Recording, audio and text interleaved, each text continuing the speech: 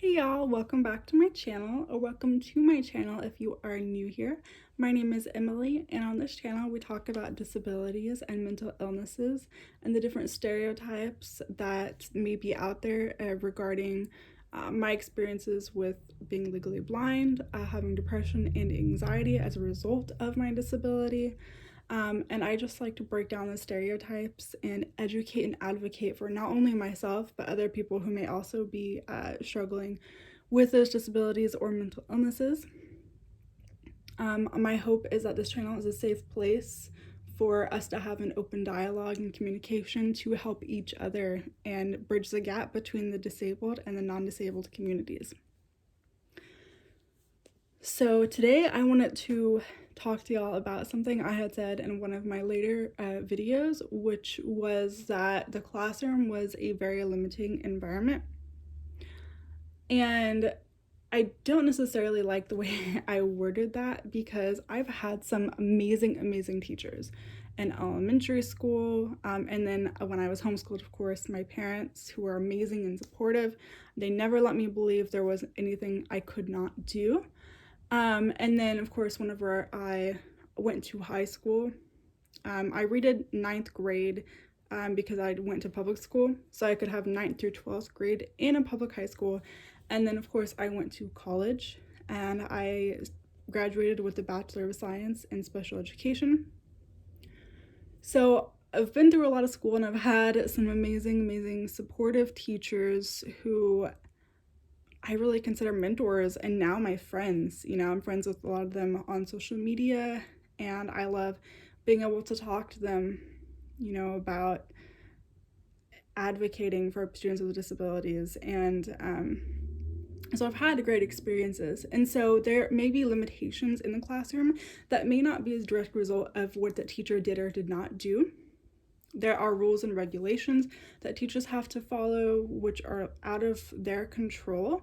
And then as well as there's only so much they can do to help those other students and how they react to students who have disabilities. So, because one of the biggest struggles of having a disability is not the disability itself, it is how people react to that.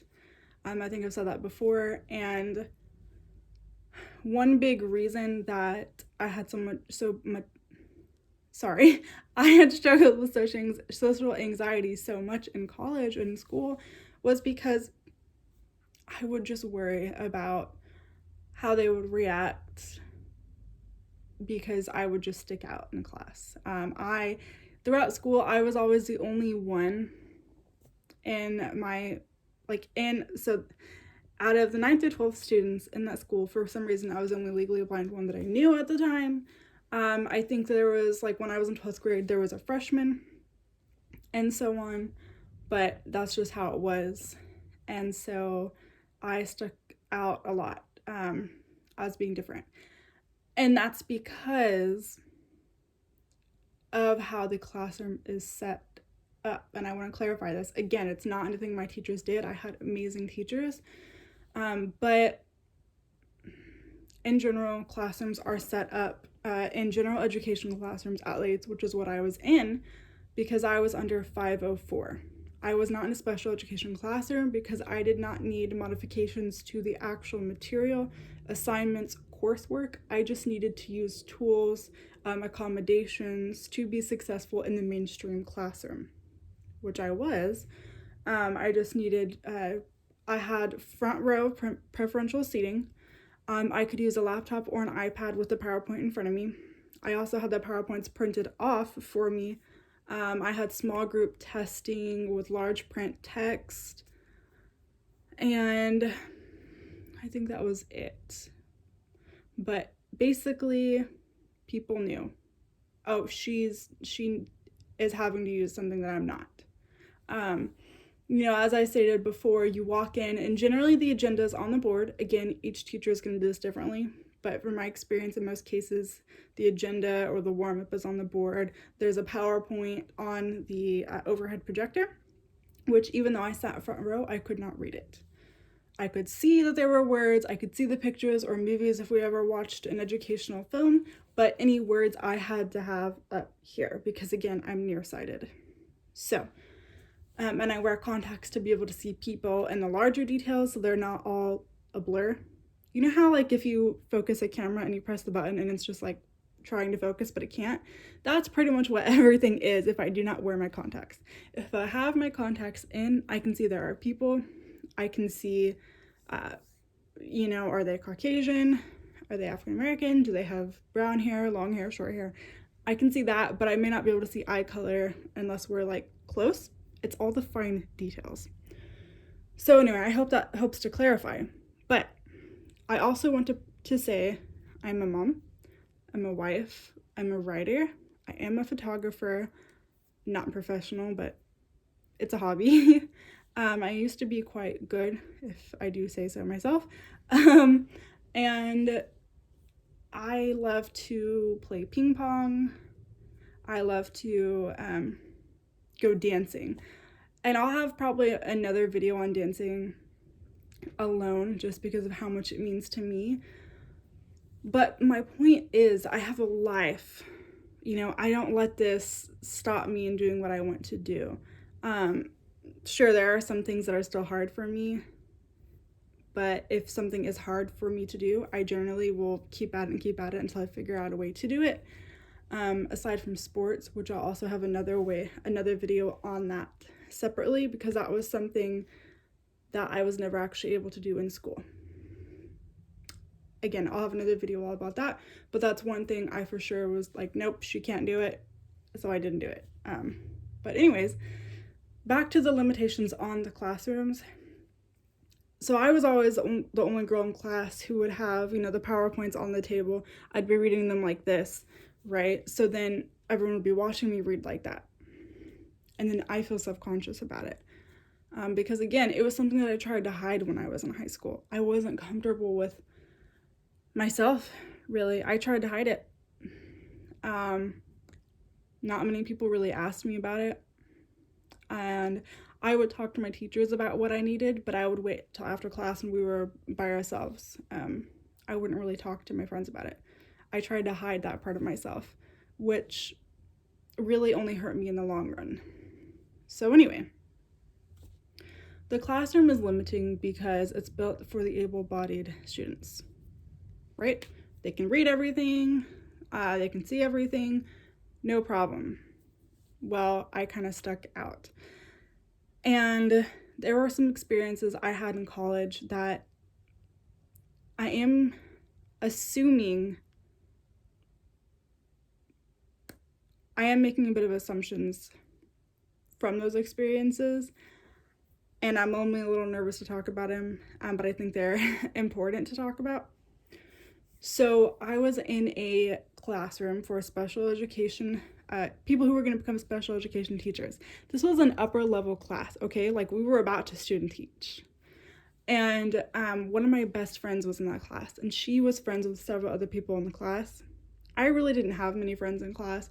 I pretty much kept my head down, got an education, got out of there, because it was too stressful for me. I always felt like I was competing with my peers to show them I was as capable as they are, because I am. But I just felt so stereotyped and so judged. So one of those girls asked my friend, hey, how do I talk to Emily if she can't see me? She was shocked. I don't remember what she told her, but she told me, my best friend told me that that's what someone said, and I was shocked. That's like the most basic of things to do, is just to communicate with people. And here that she was almost a special education teacher, not knowing how to talk to someone who's visually impaired. Like, I'm not nonverbal. Obviously, I talk. I've made presentations in class, and I'm almost a teacher. Like, I don't know. That was beyond me. But I am taking the liberty to assume, I could be wrong, that just because I had to read this close up, again, just because I can't see, I can't communicate somehow. So if I were speaking to her directly right now, I would say, speak to me like you would anyone else.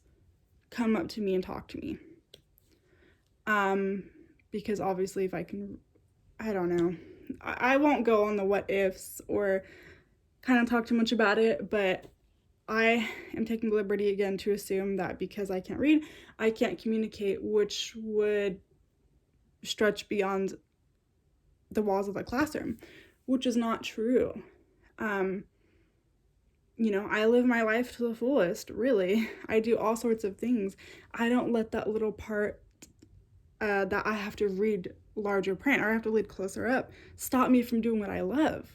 And I felt like she had assumed that I couldn't do certain things that other people could just because of my limitations in the classroom.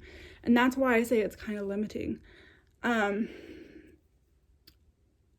That same girl would tell my friend, "Ooh, I really like her makeup today. Oh, it's so pretty."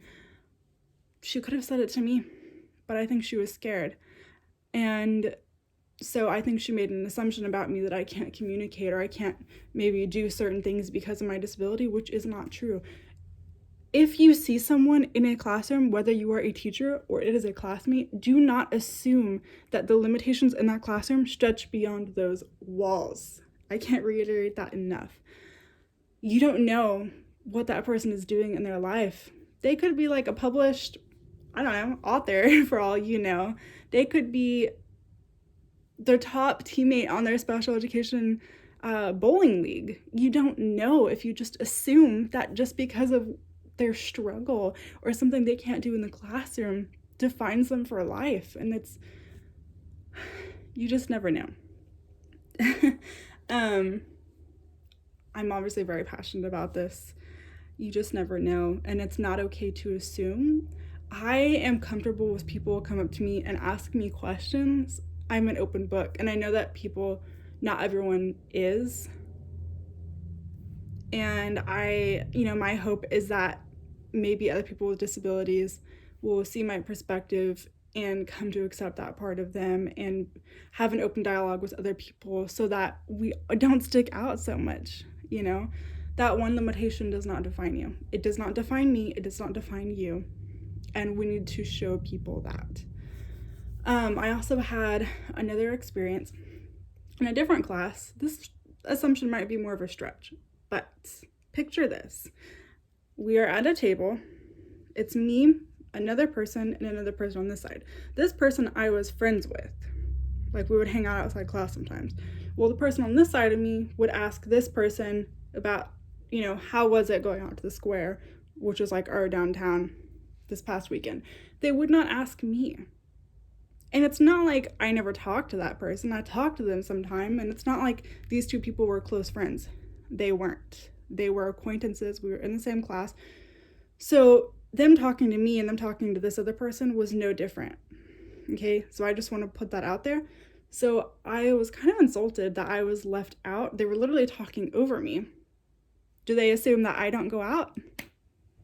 I used to go out back in the day. I might not now. I can't take shots like I used to. But that's because I'm getting older. I'm also a mom now. I have different priorities. But back then, yes, I went out.